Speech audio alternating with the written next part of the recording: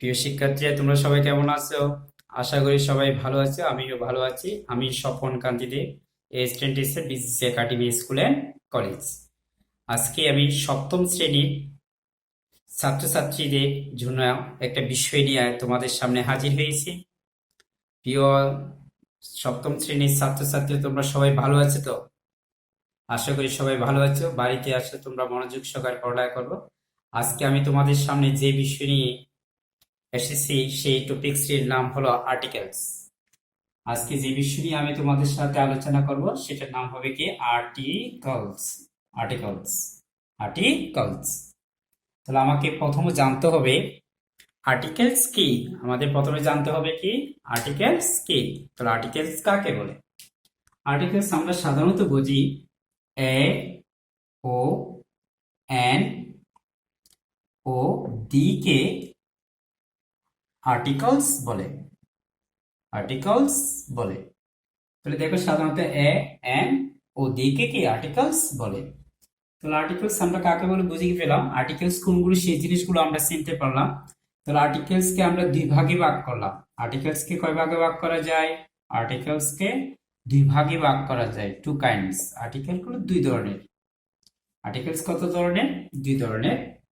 একটা হলো definite article, definite definite article.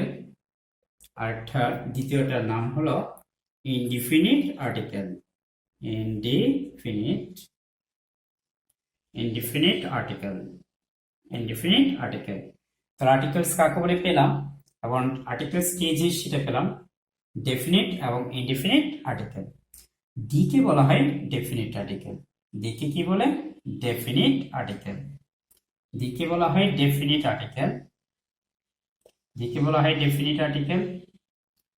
দেখো, এ ও এন কে বলা হয়, এ ও এন কে বলা হয় ইনডিফিনিট আর্টিকেল। দেখো, আমরা পেয়েছি ডি কে বলা হয় ডেফিনিট আর্টিকেল। ইনডিফিনিট আর্টিকেল হলো এ এন। এ কি এন, এ এন কে বলা হয় কি ইনডিফিনিট আর্টিকেল। তাহলে বন্ধুরা, আমরা এখন বুঝতে পেরেছি দেখা যাচ্ছে ডেফিনিট আর্টিকেল কোনটা, ইনডিফিনিট আর্টিকেল কোনটা। তো পৃথিবীতে দেখো, আমরা সবই ডেফিনিট এবং ইনডিফিনিট বলার সময় শুরুতে বলে দিচ্ছে ডেফিনিট। ডেফিনিট মানে নির্দিষ্ট, ইনডিফিনিট মানে কি অনির্দিষ্ট। তাহলে নির্দিষ্ট করে যদি বোঝানো হয়, দেখো নির্দিষ্ট, যেখানে নির্দিষ্ট করে বোঝানো হবে, দেখো নির্দিষ্ট করে বোঝানো হবে সেক্ষেত্রে আমরা দি ব্যবহার করি। যেখানে অনির্দিষ্ট ভাবে ব্যবহার করা হবে, অনির্দিষ্ট, সেক্ষেত্রে দেখো অনির্দিষ্ট ক্ষেত্রে আমরা এ বা এন ব্যবহার করি।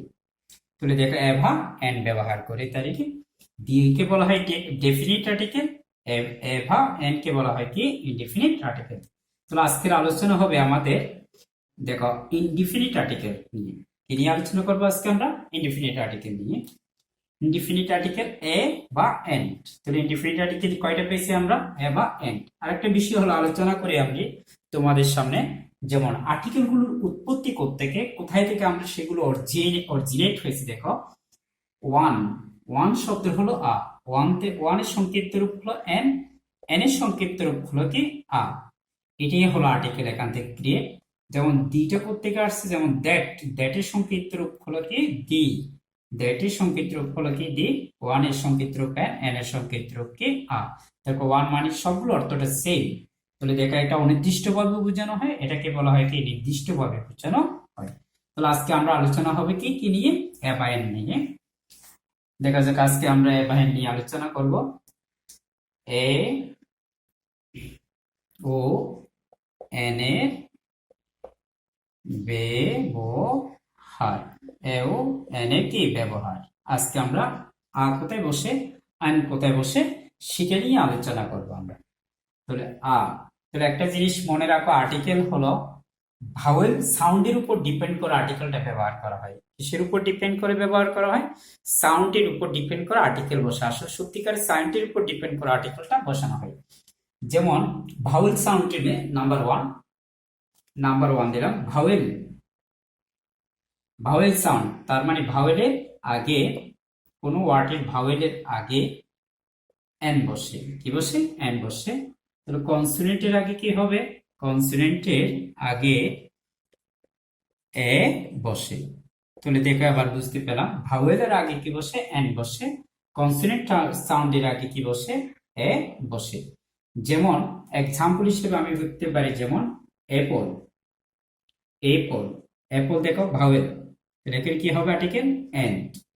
যেমন অরেঞ্জ, যেমন অরেঞ্জ, তাহলে অরেঞ্জের এখানে কি আছে? ও আছে, তাহলে ওয়ার্ডটা কি ভাওয়েল না? অবশ্যই ভাওয়েল। তাহলে ভাওয়েল হলে এখানে কি হবে বলতো? এন্ড, অবশ্যই এন হবে। ভাওয়েল দেখো, ভাওয়েল সাউন্ডের আগে এন, ভাওয়েল সাউন্ডের আগে কি? এন। আরেকটা বললাম কি, কনসোনেন্ট সাউন্ডের আগে কি বসে? এ বসে। যেমন বুক, বুক, তাহলে বিটা কি? কনসোনেন্ট, তাহলে কি হবে? আ বুক, অনির্দিষ্ট, সবই অনির্দিষ্ট। যেমন পেন, তাহলে পেন দেখো কি হবে? A pen, a pen. Singular common noun কখনো আর্টিকেল ছাড়া বসে না। একটা কথা মনে রাখবে, সিঙ্গুলার কমন নাউন আর্টিকেল ছাড়া ব্যবহৃত হয় না। সিঙ্গেল কমন নাউন থাকলে, সিঙ্গুলার কমন নাউন থাকলে অবশ্যই আর্টিকেল ব্যবহার করতে হবে।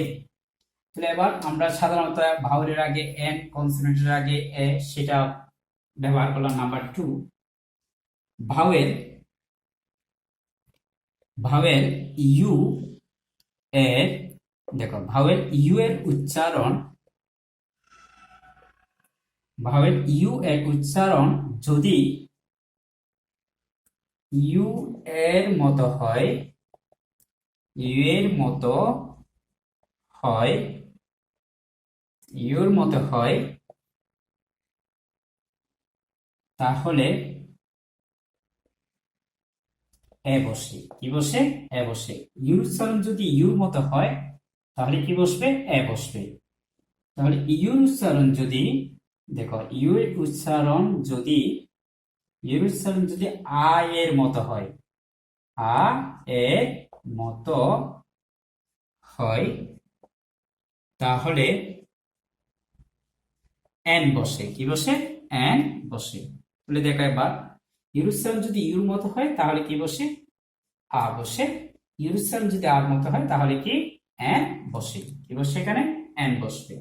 যেমন সংক্ষেপে লিখতে পারলাম, যেমন ইউর উচ্চারণ যদি ইউর মতো হয় তাহলে হবে কি? এ। তাহলে ইউর উচ্চারণ যদি আর মতো হয়, আর মতো হয় তখন হবে কি? আন। আরেকটা আছে দেখো ইউ, ইউ আর ই ডাব্লিউ, তাও ইউর মতো হলে উচ্চারণটা, ইউর মতো তখন হবে কি? আ, তখন হবে কি? আ। কথাটা বুঝে গেছি? সিম্পল জিনিসটা বুঝতে পারলে আমরা সবই বুঝে যাব। যেমন আমি এক্সাম্পল দিতে পারলাম, যেমন এক্সাম্পল দিলাম, দেখো এবার ইউর উচ্চারণ দেখো, আই ইউনিভার্সিটি স্টুডেন্ট, ইউনি, দেখো ইউনি, ইউনিভার্সিটি, দেখো আই ইউনিভার্সিটি। ওকে, ইউরোসনটা কিসের মতো হয়েছে? এখানে দেখো তো ইউরোসনটা ইউর মতো, কিসের মতো ব্যবহার করা হয়েছে? ইউর মতো। University, I university. যেমন আম, আমব্রেলা, আমব্রেলা, তাহলে আমব্রেলা কিসের মতো হয়েছে? Yuta N. দেখো ইউর মতো কে, ইউর মতো হয়েছে সেটা না, সেটা হয়েছে কি? আর মতো। দেখো, তাহলে ইউর আর মতো হলে এন বসবে, ইউর মতো হলে কি হবে? এ বসবে।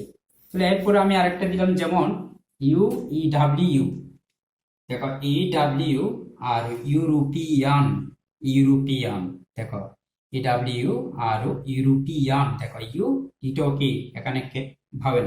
তাহলে ই ডাব্লিউ উচ্চারণ যদি ইউর মতো হয়, কার মতো হয়? ইউ এর মতো হয়, তাহলে সেক্ষেত্রেও কি হবে? আইরুপিয়ান। ওকে, আইরুপিয়ান কি? বয়। কথাটা বুঝে গেছি? এরকম যেমন ডাব্লিউ ই, এটাও দেখো ইউর মতো উচ্চারণ, তাহলে আনসার হবে কি? আ। তাহলে আমরা ইউর ব্যবহারটা বুঝতে পেরেছি। এখন আমরা তৃতীয় নাম্বার বলে যাচ্ছি। যেমন তৃতীয় নম্বর উচ্চারণের মধ্যে আমরা দিলাম, তৃতীয় নম্বর উচ্চারণ সবাই আমরা রেডি আছি তো? দেখো মনোযোগ সহকারে, যেমন consonant, cons, consonant, consonant H এর উচ্চারণ, কনসোনেন্ট এইচ এর উচ্চারণ, কনসোনেন্ট এইচ এর উচ্চারণ যদি, দেখো কনসোনেন্ট এইচ এর উচ্চারণ যদি হয়ের মতো হয়, কনসোনেন্ট এস এর উচ্চারণ যদি হ এর মতো হয় তাহলে তাহলে এ বসে, তাহলে কি বসে? এ বসে। আবার দেখো এইস এর উচ্চারণ যদি আর মতো হয়, আ বা অ, অথবা অথবা উজ্জ থাকলে, অথবা উজ্জ থাকলে মানে একদম উচ্চারণ হবে না, উজ্জ কি থাকলে, উজ্জ থাকলে এন বসে। কি বসে? এন বসে। কথাটা বুঝে গেছে? তাহলে দেখো কনসোনেন্টের মতো হয়, কনসোনেন্টের এইস এর উচ্চারণ যদি কিসের মতো? হয়ের মতো হয় তাহলে বসবে কি? এ। দেখো কনসোনেন্ট এইস এর উচ্চারণ যদি অ, আ অথবা উজ্জ থাকলে সেক্ষেত্রে হবে কি? এন। আমি সংক্ষেপে দিচ্ছি দেখো একটু। এইস এর উচ্চারণ যদি দেখো হয়ের মতো হয়, কি এর মতো হয়? হয়ের মতো হয় তাহলে কি বসবে? আ। এইস এর উচ্চারণ যদি দেখো অ, আ মত উচ্চারণ হয় তখন হবে কি? এন্ড। তার মানে এই জিনিসটা উজ্জ থাকতে পারে, উজ্জ থাকলে এইস একজন কি উজ্জ থাকলে তখন হবে কি? এ। তখন হবে এন। তখন হবে কি? এন। একই রকম আর মত উচ্চারণ হবে। যেমন আমরা লিখতে পারলাম, একটা এক্সাম্পল দিতে পারি, মুছে দিলাম এগুলো। যেমন মুছে দিয়ে আমি এক্সাম্পল দিচ্ছি এবার। দেখো এইস এর উচ্চারণ যদি কিসের মতো হয়? হয়ের মতো হয়, যেমন হর্স। দেখো হর্স, তাহলে আ হর্স কিসের মতো উচ্চারণ হয়েছে? সেটা হয়ের মতো উচ্চারণ হয়েছে। দেখো এইসটা, তাহলে আ হর্স। তাহলে আমি বললাম দেখো অনেস্ট ম্যান, অনেস্ট কি? ম্যান। তাহলে দেখো অনেস্ট ম্যান, আ অনেস্ট ম্যান, তাহলে অনেস্টটা কিসের মতো হচ্ছে? অ, অথবা উজ্জয়ী আছে একদম ডাইরেক্ট, উজ্জয়ী আছে, যে এইসটা ও দিয়ে শুরু হয়েছে, অনেস্ট ম্যান। তাহলে আনসার হবে কি? অ্যান অনেস্ট কি? ম্যান। তাহলে এরকম হাজার হাজার আমরা পাবো। তাহলে অ্যান কোথায় বসে এইস এর ক্ষেত্রে, এ কোথায় বসে, স্বাভাবিক নিয়মটা আমরা বুঝতে পেরেছি। এখন আমরা তৃতীয় চতুর্থ নম্বর নিয়মে চলে যাচ্ছি। চতুর্থ নম্বর নিয়মে আমরা বলতে পারি একদম ভাওয়েল। ভাওয়েল ও দিয়ে গঠিত, ও দিয়ে গঠিত ওয়ান শব্দের পূর্বে, ওয়ান শব্দের পূর্বে, ওয়ান শব্দের পূর্বে সর্বদা, দেখো ওয়ান শব্দের পূর্বে সর্বদা আ বসে। সর্বদা কি বসে? আ বসে। ও দিয়ে গঠিত ওয়ান শব্দের পূর্বে সর্বদা কি বসে? আ বসে। বাকি সব ক্ষেত্রে, বাকি সব ক্ষেত্রে, বাকি সব ক্ষেত্রে এন বসে। দেখো ও দিয়ে যদি কোনো ওয়ান শব্দ গঠিত হয় সেক্ষেত্রে অবশ্যই ওয়া উচ্চারণটা হয়, দেখো না, ওয়া, ওয়ান, ওয়া, ওয়ার মতো উচ্চারণ হলে সেক্ষেত্রে হবে কি? এ। বাকি সব ক্ষেত্রে কি হবে? এন হবে। যেমন আমি দেখলাম 1 টাকা, 1 টাকা কি? নোট। তাহলে 1 টাকা, ওয়ান আছে না? তাহলে দেখো ও দিয়ে গঠিত ওয়ান শব্দের পূর্বে, ও দিয়ে গঠিত ওয়ান শব্দের পূর্বে সর্বদা আর্টিকেল কি বসবে? আর্টিকেল এ বসবে। দেখো 1 টাকা নোট। বাকি সব ক্ষেত্রে আমরা কি বসাবো? এন বসাবো। যেমন অরেঞ্জ আমরা ব্যবহার করছি, দেখো অরেঞ্জ, অরেঞ্জ, তাহলে এন কি? অরেঞ্জ। এই কথাটা বুঝে গেছি। আবার ওয়ান দিয়ে গঠিত ওয়ান শব্দের, দেখো ও দিয়ে গঠিত ওয়ান শব্দের পূর্বে এ বসে, বাকি সব ক্ষেত্রে কি বসে? এন বসে। তাহলে আমরা সাধারণত এই নিয়মটা বুঝতে পেরেছি। যেমন 4 নম্বর রুল আমরা এখন শেষ করলাম। এরপরে আমরা যাচ্ছি দেখো রুল 5, সংক্ষিপ্ত শব্দের ক্ষেত্রে। দেখো সংক্ষিপ্ত শব্দের ক্ষেত্রে, সংক্ষিপ্ত শব্দের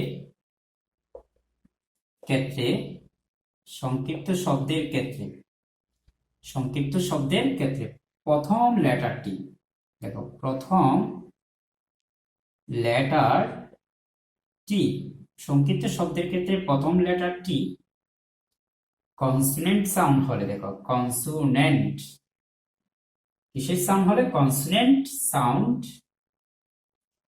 হলে, দেখো প্রথম লেটারটি কনসোনেন্ট সাউন্ড হলে এ বসে। সংক্ষিপ্ত শব্দের ক্ষেত্রে দেখো, সংক্ষিপ্ত শব্দের ক্ষেত্রে প্রথম লেটারটি, দেখো প্রথম লেটারটি ভাওয়েল সাউন্ড হলে, কি সাউন্ড হলে? ভাওয়েল, ভাওয়েল সাউন্ড হলে, ভাওয়েল সাউন্ড হলে এন বসে। তাহলে দেখো সংক্ষিপ্ত শব্দ মানে আমরা অ্যাব্রিভিয়েশন বুঝি। সংক্ষিপ্ত শব্দ বলতে আমরা কি বুঝবো? অ্যাব্রিভিয়েশন গুলো। সংক্ষিপ্ত শব্দের ক্ষেত্রে প্রথম লেটারটি যদি কনসোনেন্টের মতো সাউন্ড হয় তাহলে কি বসবে? প্রথম লেটারটি যদি কি ভাওয়েল সাউন্ড হয় সেক্ষেত্রে বসবে কি? এন। তাহলে আমরা একটা এক্সাম্পল দিয়ে দেখি। যেমন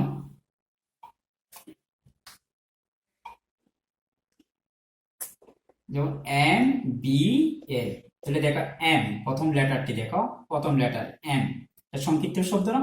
এম বি এ সংক্ষিপ্ত শব্দ, প্রথম লেটারটি দেখো এমটা উচ্চারণ করতে আমাদের সব মুখে আসতেছে কি? আ, আম প্লাস কি এম। তাহলে দেখো তো এখানে এম প্রথম শব্দটি কি ভাওয়েলের মতো শুদ্ধ হচ্ছে না? এখন দেখো ভাওয়েল সাউন্ডে রাখে, তাহলে এন এম বি এ, তাহলে দেখো এন। তাহলে যেমন বি বি এ আমরা লিখি না? বি বি এ, তাহলে বিটা দেখো তো এবার, বিটা উচ্চারণ করতে কি এ আসতেছে? না, এ আসতেছে না। তখন তোমাকে তখন এখন লিখতে হবে কি? আ বি বি, তখন হবে কি? আ বি বি। কথাটা বুঝে গেছে? বুঝতে পারছি এতটুকু? তাহলে আশা করি এই সংক্ষিপ্ত কয়েকটা রুল আলোচনা করছি, এগুলো তোমরা মনোযোগ সহকারে দেখবে। আগামী এইভাবে ধারাবাহিকভাবে আমরা ক্লাসগুলো দিব। সবাই ভালো থাকবে, ধন্যবাদ। সবাই যেন সুস্থ থাকে এই কামনা করি আজকে আমার শেষ করলাম। ধন্যবাদ।